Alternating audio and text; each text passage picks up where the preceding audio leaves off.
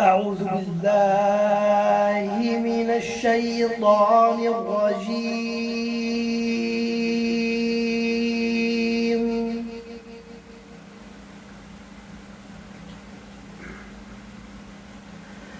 بسم الله الرحمن الرحيم.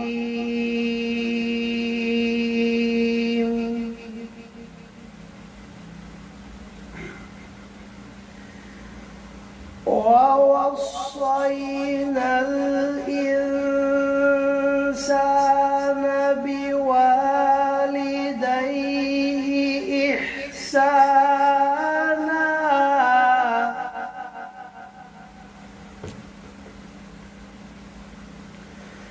حملته أمه كرها ووضعته كرها وحمله وفصاله 30 شهرا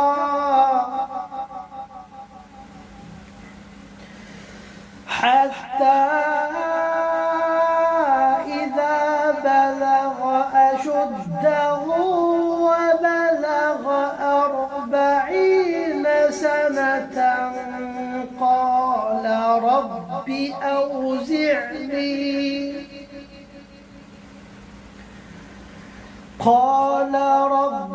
أوزعني أن أشكر نعمتك التي أنعمت علي وعلى والدي وأن أعمل صالحا ترضاه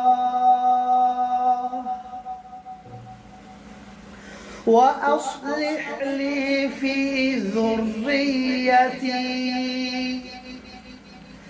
إني تبت إليك وإني من المسلمين.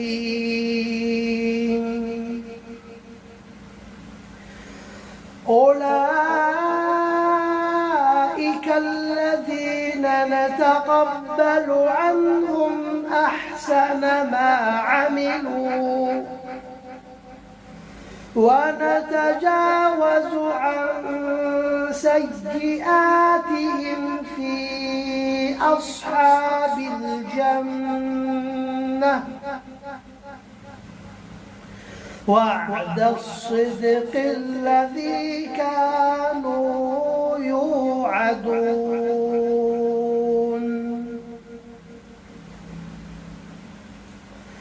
والذي قال لوالديه أف لكما أتعدانني أن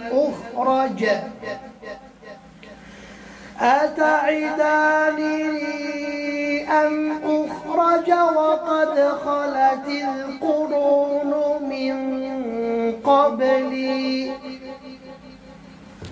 وهما يستغيثان الله ويلك آمن إن وعد الله حق فيقول ما هذا إلا أساطير الأولين. شكرا على المشاهدة. برجاء لا تنسى الإعجاب بالفيديو والاشتراك بالقناة.